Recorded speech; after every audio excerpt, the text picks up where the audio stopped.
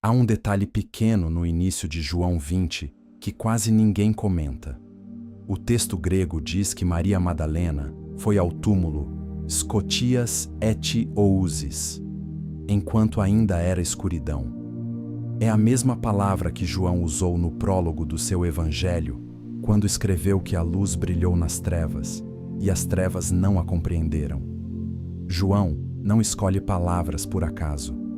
Ele está ligando dois momentos: o começo do mundo e o começo de um mundo novo. E entre os dois, uma mulher caminha sozinha, no escuro, sem saber que está atravessando a fronteira. Ela não foi ao túmulo esperando uma ressurreição. Isso precisa ser dito com clareza, porque séculos de devoção piedosa transformaram Maria Madalena numa figura quase abstrata, vestida de simbolismo, esvaziada de carne. Mas a mulher que caminha por aquele caminho de pedra antes do amanhecer está pensando em ungir um corpo morto, está pensando em panos de linho, em óleo, em mirra, em cheiro. Está pensando em dar ao homem que amou um último gesto de cuidado. A esperança não estava no horizonte dela. O que estava no horizonte dela era o trabalho duro da despedida. E é assim que muita gente chega aos jardins onde Deus já trabalhou. De cabeça baixa, sem expectativa, com as mãos cheias de coisas que servem para mortos. Quando Maria chega ao túmulo, encontra a pedra removida. A primeira reação dela não é alegria, não é fé. É uma conclusão lógica, dolorosa e historicamente realista. Alguém levou o corpo. No primeiro século, roubo de cadáveres era um crime conhecido. O imperador Cláudio chegou a emitir um edito, encontrado depois em Nazaré, ameaçando com pena de morte quem violasse sepulturas. Maria não está sendo paranoica, está sendo uma mulher do seu tempo, lendo os sinais com a mente clara que a dor permite. Ela corre, encontra Pedro e João e diz uma frase pequena que carrega o peso inteiro do momento. Tiraram o Senhor do túmulo e não sabemos onde o puseram. Note o plural. Não sabemos. Maria fala como se estivesse representando um grupo, e talvez estivesse. Os outros evangelhos mencionam outras mulheres com ela. João escolhe focar nela, mas o plural deixa a sombra das companheiras escapar pelo texto. Pedro e João correm até o túmulo. João descreve a corrida com um detalhe quase físico. O discípulo amado chega primeiro, mas para na entrada.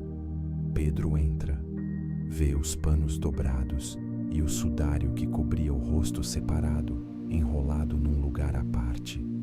É um detalhe estranho. Quem rouba um corpo não tira a mortalha. Quem rouba um corpo leva tudo, embrulhado, escondido. Aqueles panos dobrados são a primeira pista de que algo aconteceu que não cabe nas categorias humanas de roubo, fuga ou engano. João então entra, e o texto diz que ele viu e creu. Mas em seguida, com uma honestidade que muitos comentaristas passam rápido, o autor acrescenta: porque ainda não tinham entendido a Escritura, que era necessário ele ressuscitar dos mortos. É uma frase desconcertante. João viu e creu, e mesmo assim, ainda não tinha entendido. A fé pode chegar antes da compreensão. Pode chegar como uma intuição que ainda não tem palavras. Isso é importante para o que vem a seguir. Os dois homens voltam para casa. E aqui está um dos momentos mais tocantes do Evangelho, embora seja contado em uma única frase. Maria ficou. Ela permaneceu ali, do lado de fora, chorando. Pedro foi embora. João foi embora. Os homens da história saíram de cena. E o Evangelho, deliberadamente, deixa uma mulher sozinha diante do túmulo vazio. Pense nisso por um momento. O autor podia ter terminado o capítulo ali. Podia ter colocado a aparição de Jesus aos discípulos reunidos como o primeiro encontro com o ressuscitado. Seria mais conveniente, no contexto do primeiro século, onde o testemunho feminino tinha pouco peso jurídico. Em tribunais judaicos da época, segundo o historiador Joséfo, o testemunho de mulheres não era admitido em vários tipos de processo.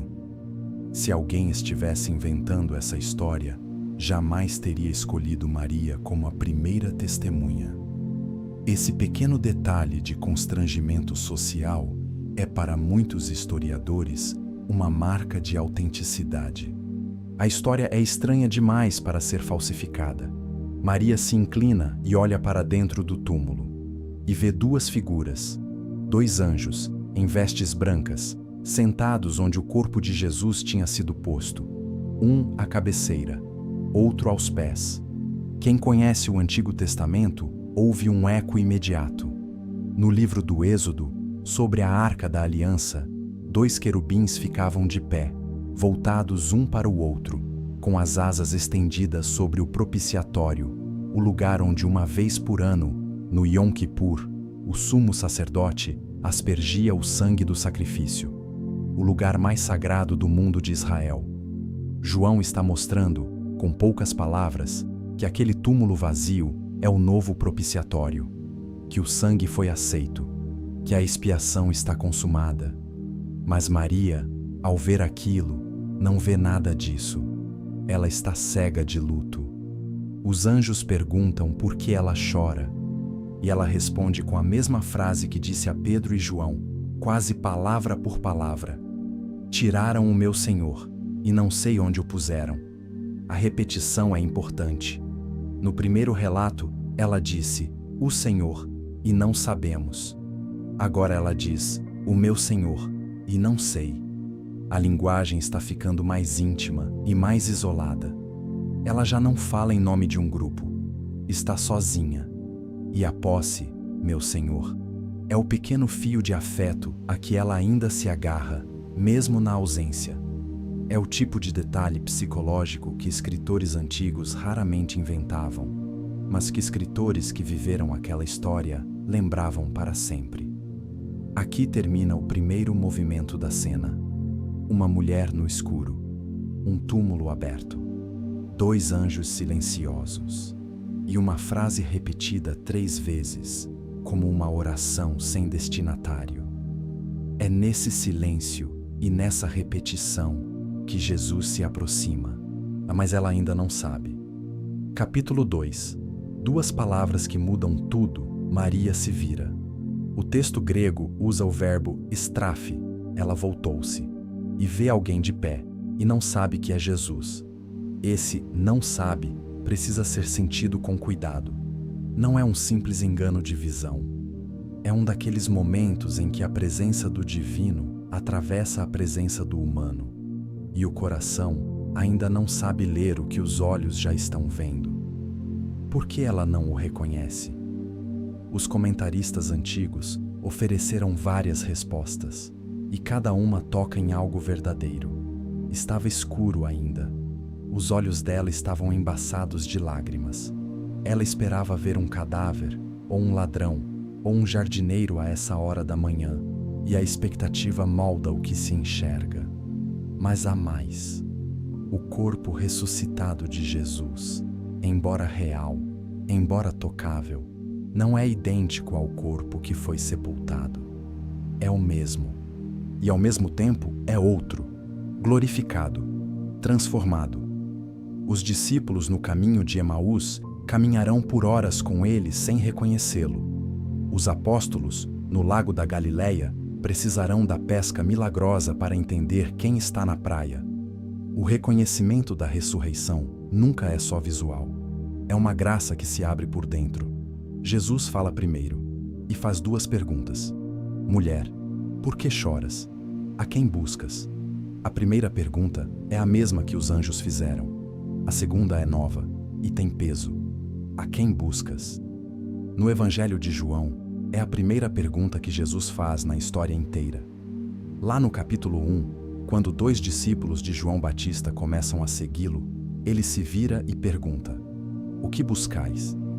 Agora, no capítulo 20, depois da cruz, depois do sepulcro, depois da escuridão, Ele faz a pergunta gêmea, mais pessoal: a quem buscas? A busca do começo do Evangelho encontra seu eco no fim.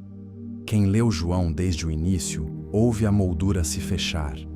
Maria não reconhece a voz. Pensa que é o jardineiro. E aqui, o leitor atento sente o primeiro arrepio teológico do texto. Ela está certa, sem saber. João escolheu, no capítulo 19, descrever o lugar do sepulcro com uma palavra precisa: quepos, jardim. No lugar onde Jesus foi crucificado, havia um jardim, e no jardim, um túmulo novo. Nenhum outro evangelho insiste neste detalhe. João insiste, porque ele quer que o leitor lembre de outro jardim, lá no princípio, onde tudo se quebrou. E quer que o leitor entenda, lentamente, que o homem em pé diante de Maria é sim o jardineiro. Não daquele pedaço de terra, mas do mundo inteiro recomeçando. Maria diz a ele: Senhor, se foste tu que o levaste, dize-me onde o puseste, e eu o levarei. É uma frase comovente e quase cômica de tão impossível.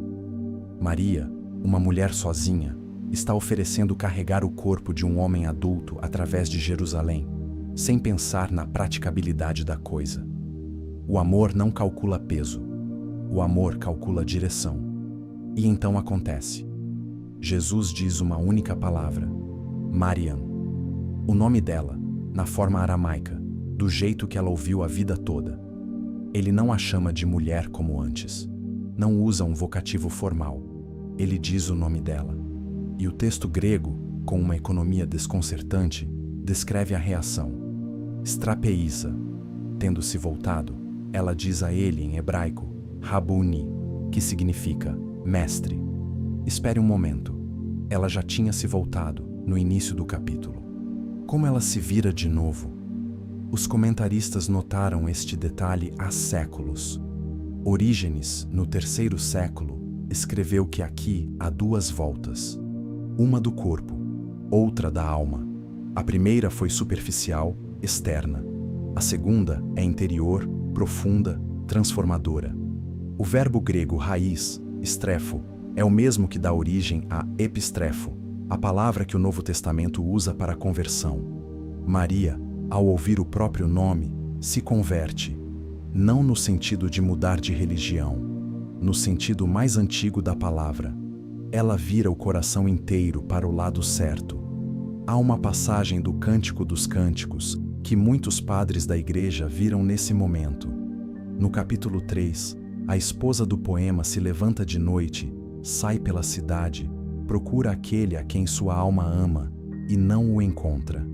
Quando finalmente encontra, ela diz: Encontrei aquele a quem ama a minha alma, agarrei-me a ele e não o deixarei. Os padres latinos liam João 20 com o cântico aberto ao lado. Para eles, Maria Madalena é a esposa do cântico. A procura na escuridão, encontra ao amanhecer, agarra-se. E é nesse exato gesto que o texto de João dá uma curva inesperada. Porque Jesus diz: Mimou raptou. E é aqui que séculos de tradução podem ter nos levado pelo caminho errado. A versão latina antiga, a Vulgata, traduziu Noli me tangere, não me toques. E essa tradução entrou nas igrejas, nos sermões, nas pinturas, nas esculturas. Existem dezenas de quadros famosos chamados Noli me tangere, mostrando Maria estendendo a mão e Jesus se afastando, como se o corpo glorificado fosse intocável. Mas o grego conta uma história mais sutil. O verbo é haptomai. Não significa simplesmente tocar, significa agarrar, segurar, apertar, prender com a mão. É o mesmo verbo que descreve, em outras passagens, alguém pegando firmemente, retendo. E o tempo verbal é importante. Está no presente do imperativo, com a negação. Em grego, essa construção não significa não comece a tocar. Significa pare de fazer o que já está fazendo. Maria já agarrou. Maria já está segurando. E Jesus, com ternura, diz: pare de me prender assim. Não é uma rejeição. É um pedido. E o pedido tem uma razão que ele explica imediatamente. Porque ainda não subi para o Pai. Ainda. A palavra grega é oupo. Ainda não. Existe um processo em andamento, um movimento que não pode ser interrompido por um abraço, por mais santo que seja. Maria está tentando reter o que precisa subir. Está tentando recuperar o que precisa ser entregue. E Jesus, com uma delicadeza que não rejeita seu amor, redireciona seu amor. Compare isso com Tomé, 8 dias depois. Tomé, que duvidou. Tomé, a que disse que não acreditaria sem colocar o dedo nos buracos dos pregos e a mão no lado aberto. Quando Jesus aparece a ele, não diz, não me toques. Diz exatamente o oposto. Vem, põe o dedo aqui, estende a mão, toca. Por quê? Porque Tomé precisa do toque para crer. Maria já creu. Maria precisa agora soltar para crer mais profundamente. Cada um recebe o gesto de que precisa. Jesus não tem uma fórmula, tem um olhar. E esse olhar lê cada coração separadamente. É uma das ironias mais belas do Evangelho. A discípula fiel é convidada a soltar. O discípulo cético é convidado a tocar. E ambos, no fim, dizem a mesma coisa, com palavras diferentes. Maria diz, vi o Senhor. Tomé diz, meu Senhor e meu Deus. A fé chega por caminhos opostos ao mesmo destino. Capítulo 3. O jardineiro e o jardim refeito. Vamos voltar à confusão de Maria. Ela achou que ele era o jardineiro. E nós dissemos, de passagem, que ela estava certa sem saber. Agora é hora de abrir esse pensamento, porque ele carrega um peso que muitas leituras modernas perderam. João escreveu seu evangelho décadas depois dos eventos. Escreveu em grego, mas pensava em hebraico. Conhecia as escrituras de cor. E quando estruturou a história inteira, fez algo que os primeiros leitores judeus reconheceram imediatamente. Ele construiu o evangelho como um espelho do livro do Gênesis. Olha só, João começa com as mesmas palavras, em arche, no princípio. As mesmas 3 palavras com que Gênesis começa, em arche, epoiesen, hoteos. No princípio, criou Deus. Depois, fala de luz e trevas, da palavra que cria, do espírito que paira. E ao longo de 7 dias narrativos, no primeiro capítulo, mostra Jesus chamando discípulos. É um novo Gênesis, um novo começo de mundo.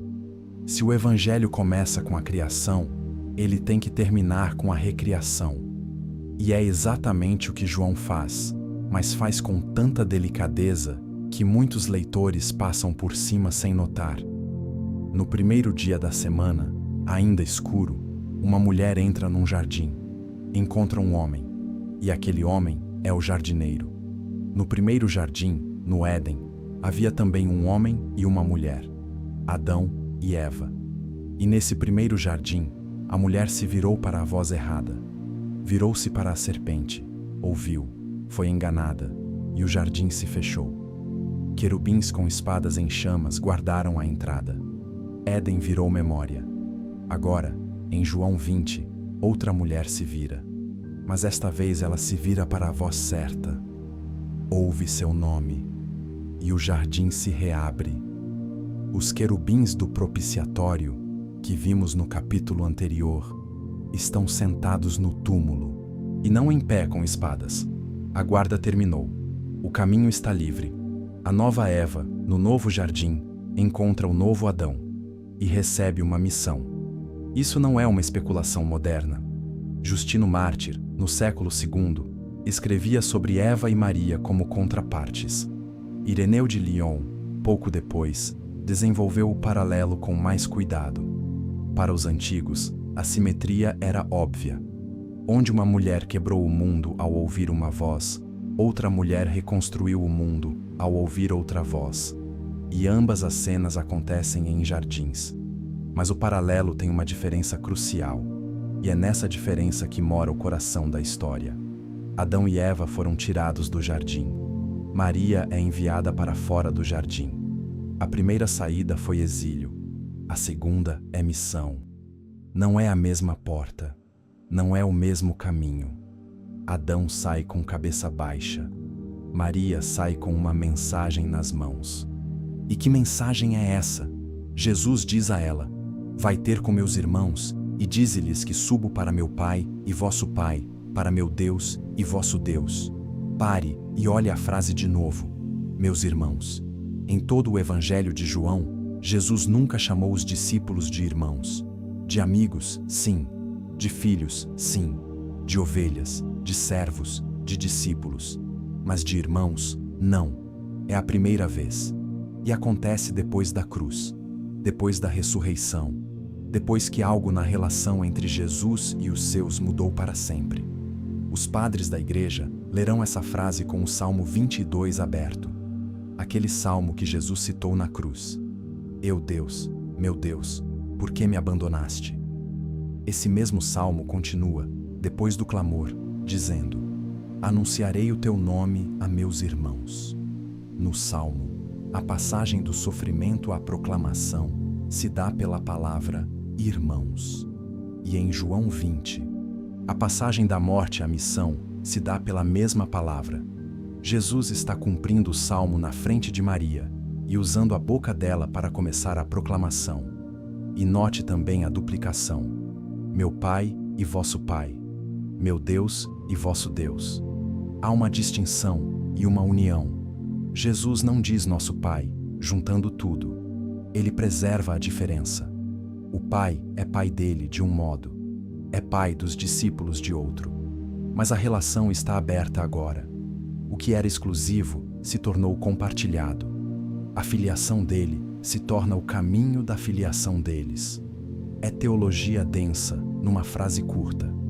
E é entregue a uma mulher chorando num jardim. Há uma ironia histórica pesada aqui que vale a pena nomear. No primeiro século, em ambientes judaicos e greco-romanos, o testemunho de uma mulher tinha pouco valor jurídico.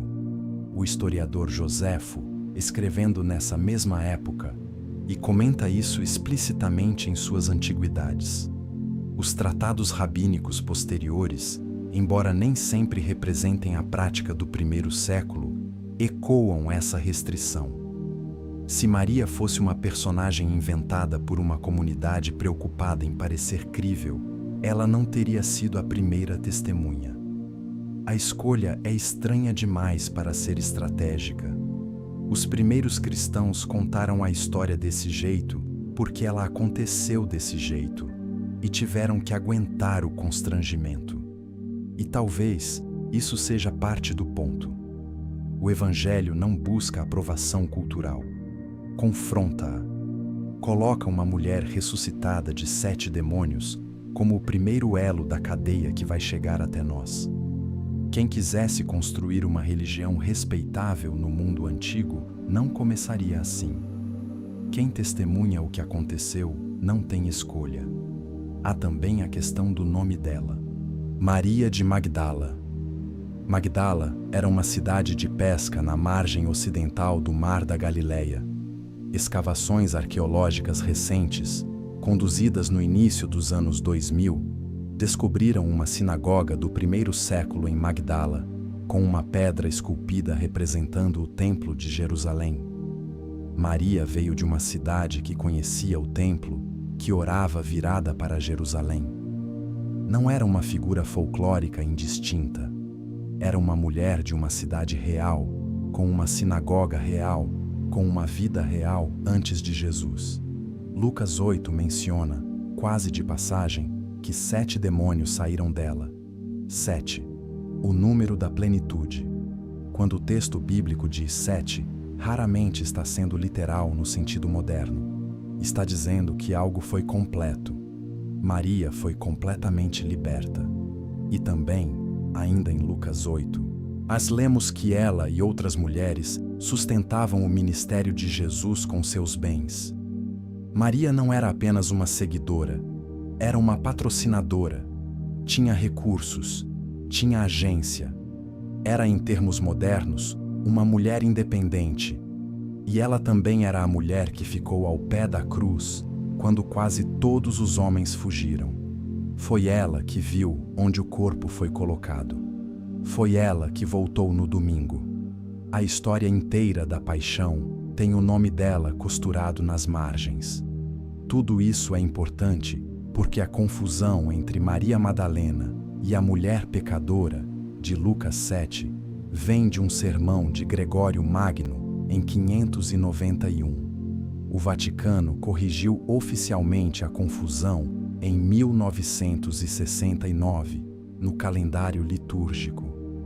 Mas a imagem popular, fixada em pinturas e filmes por 1400 anos, demora a se desfazer. Maria Madalena não é a prostituta arrependida da arte renascentista. É a primeira testemunha da ressurreição. É a apóstola dos apóstolos. É a mulher do Jardim Novo. E isso nos leva ao 4º capítulo e à pergunta mais difícil de toda essa cena. Capítulo 4. O corpo que ainda subia. Pare por um momento na frase de Jesus. Ainda não subi para o Pai. Ainda não. Essa palavra carrega uma das questões mais delicadas da teologia cristã antiga, e a maioria das pregações populares passa por ela sem perceber. Porque há um problema. Em Lucas e em Atos, a ascensão de Jesus acontece 40 dias depois da ressurreição, no Monte das Oliveiras, na frente dos discípulos, com nuvem e tudo. É descrita como um evento público, claro, datável. Mas aqui, em João 20, no domingo de manhã, Jesus diz que ainda não subiu. E na mesma noite, conforme João continua narrando, ele aparece aos discípulos no cenáculo, mostra as feridas, sopra o Espírito Santo. Pouco depois, 8 dias depois, aparece a Tomé. Todos esses encontros são depois do ainda não subi. Então, quando ele subiu? E o que ele quis dizer com aquela frase para Maria? Os antigos enfrentaram essa pergunta com mais coragem do que muitos modernos. Orígenes propôs que Jesus subiu uma primeira vez naquele domingo de manhã, entre o encontro com Maria e o encontro com os discípulos no cenáculo. Uma ascensão privada, escondida, litúrgica, não a ascensão pública dos 40 dias. A função dessa ascensão silenciosa seria sacerdotal. Jesus, como sumo sacerdote, levaria o sangue da própria oferta para dentro do santuário celestial, completando o sacrifício, antes de voltar para confirmar os discípulos. A leitura faz sentido contra o pano de fundo da carta aos Hebreus, capítulos 7 a 10, que descrevem Cristo entrando no santuário não feito por mãos, com o próprio sangue, oferecendo-se de uma vez por todas. Outros estudiosos, mais modernos, sugerem outra leitura. A frase "ainda não subi" não descreveria duas ascensões. Descreveria uma única passagem, dilatada no tempo. Da cruz à ressurreição, da ressurreição à ascensão dos 40 dias, é tudo um único movimento glorificador. A morte, a ressurreição, a entrega do Espírito, a ascensão são 4 momentos de uma só elevação. C.K. Barrett, no seu comentário clássico sobre João, defendeu essa leitura. O verbo grego anabaino, subir, está num processo, não num ponto. Jesus, ao falar com Maria, está dentro do processo. Ainda não terminou. E é por isso que pede que ela não o segure. Segurá-lo seria interromper a subida. As duas leituras não se excluem necessariamente. Os primeiros séculos as misturaram com bastante liberdade. O ponto comum é o que importa. O corpo ressuscitado de Jesus não é um corpo ressuscitado como Lázaro foi ressuscitado. Lázaro voltou para morrer de novo. Jairo, a filha, o filho da viúva de Naim. Todos voltaram à mesma vida, e todos morreram um segundo tempo. Isso não é o que aconteceu com Jesus. Paulo, escrevendo aos Coríntios, capítulo 15, insiste com cuidado. O corpo é ressuscitado em incorrupção, em glória, em poder, como corpo espiritual. Não menos real, mais real. Não menos físico, físico de outra forma. Esse é o detalhe que muitas leituras devocionais perdem. A ressurreição de Cristo inaugura um modo de existência que ainda não tinha aparecido no mundo. Não é um espírito sem corpo. Tomé toca as feridas. Os discípulos comem peixe assado com ele na praia. Mas também não é o corpo antigo. Atravessa portas fechadas. Aparece e desaparece. É reconhecido aos poucos, e às vezes não é reconhecido até o nome ser dito. É um corpo glorificado. E o que Maria está tentando fazer é tratar esse corpo glorificado como se fosse o velho corpo do Mestre que ela conheceu. Aí está o coração da palavra ainda. O processo de glorificação ainda está em movimento. Jesus está caminhando para casa. Está retornando ao Pai com a humanidade dele inteira, agora redimida, agora unida ao divino, de um modo que abre a mesma porta para nós. Se Maria o segurar, está pedindo que ele permaneça aqui no modo antigo. Está pedindo que ele cancele a viagem. E o que Jesus oferece a ela, e por ela a todos os discípulos, é maior. Ele vai embora para vir de outro modo. Vai embora corporalmente para vir espiritualmente, no Espírito Santo, em todos os lugares, em todos os tempos. Não se pode reter o que precisa se difundir. Aqui há uma lição que ultrapassa o evento. Toda a fé madura passa por algum momento de não me prendas. Há formas de devoção, sentimentos, certezas, consolações espirituais que foram graça em determinada hora. E a tentação humana é segurar essas formas, querer que a graça se repita do mesmo jeito, que Deus apareça no mesmo formato. Os místicos cristãos, de João da Cruz a Teresa de Ávila, escreveram sobre isso com palavras diferentes. A noite escura, o desapego, o abandono. Mas a estrutura é a mesma estrutura de João 20. Houve um abraço. O abraço foi real. E agora, o abraço precisa abrir a mão para que o amor cresça em outra escala.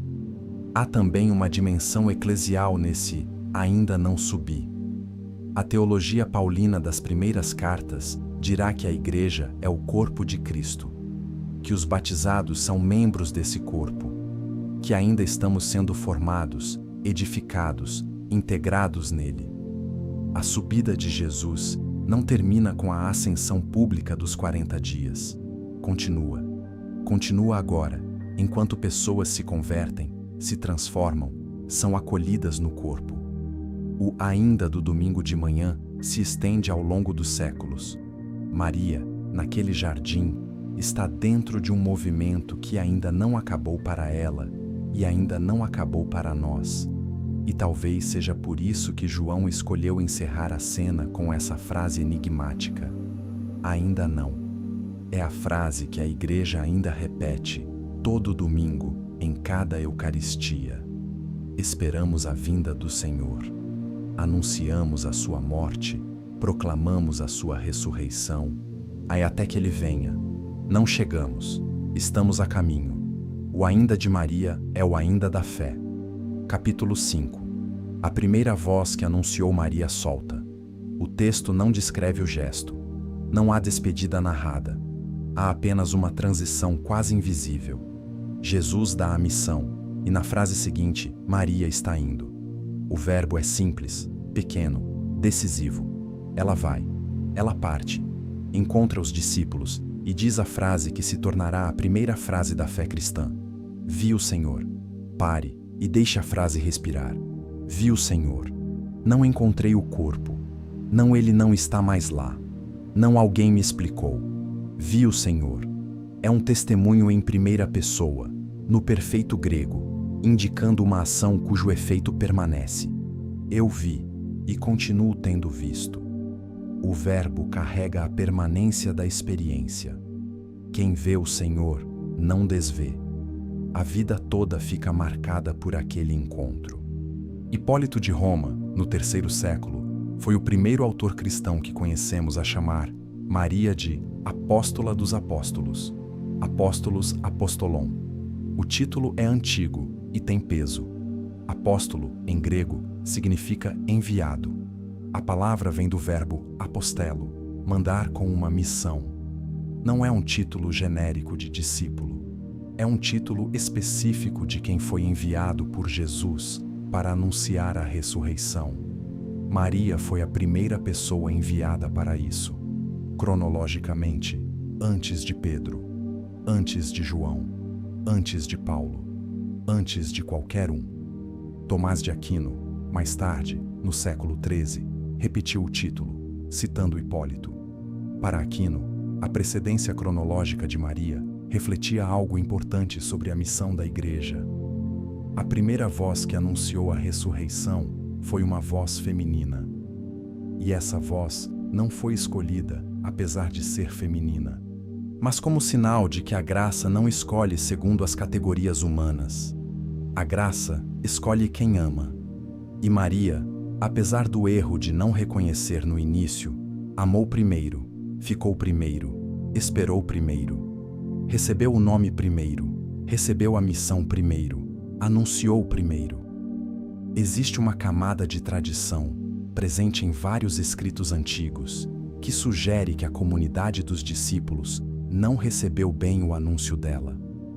O Evangelho de Marcos, no final do capítulo 16, diz claramente que quando Maria foi e contou aos que tinham estado com ele, eles, ouvindo que ele vivia e tinha sido visto por ela, não creram nela. Lucas 24 repete a mesma observação, com uma frase ainda mais dura.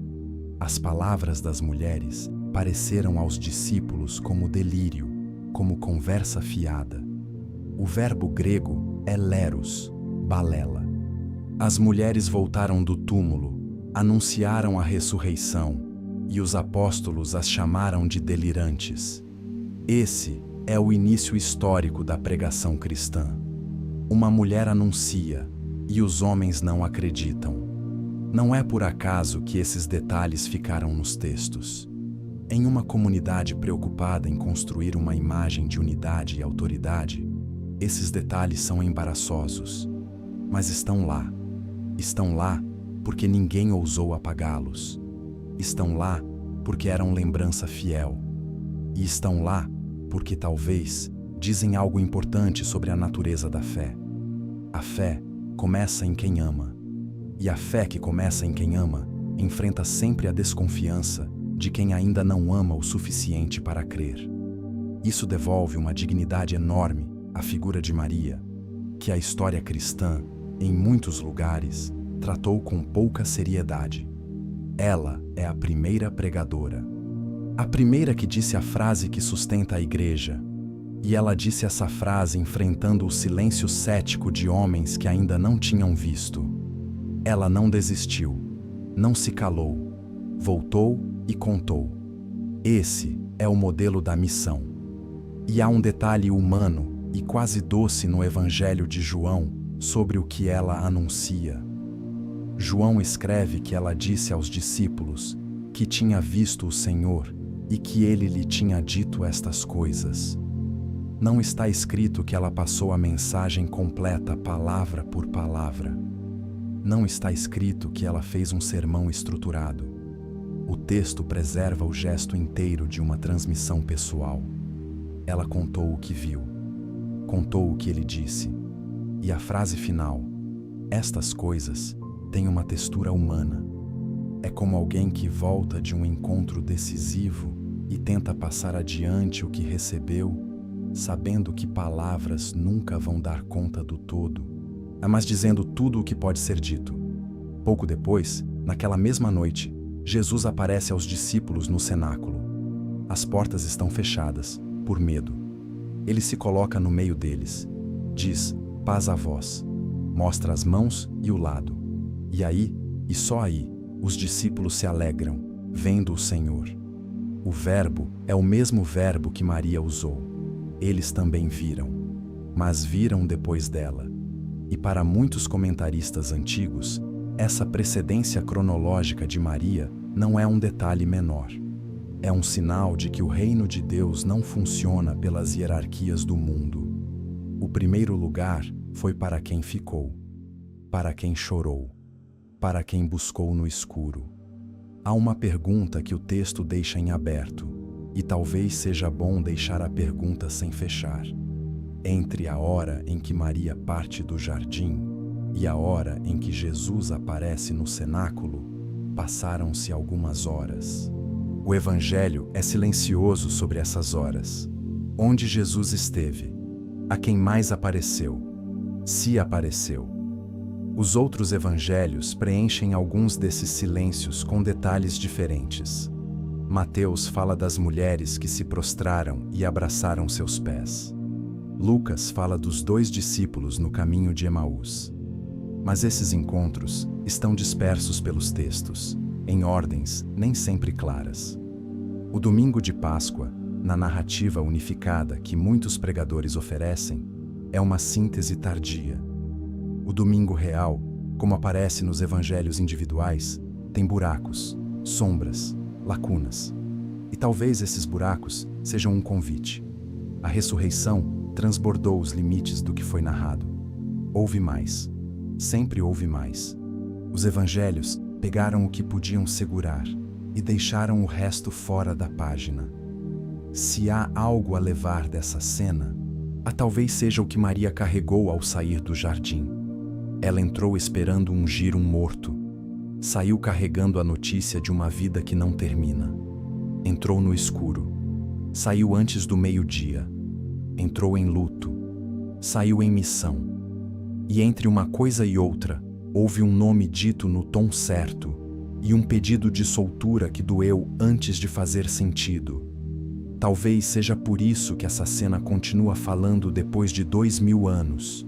Não porque resolve todas as perguntas teológicas, mas porque coloca, no centro do anúncio cristão, uma mulher chorando que aprende a soltar.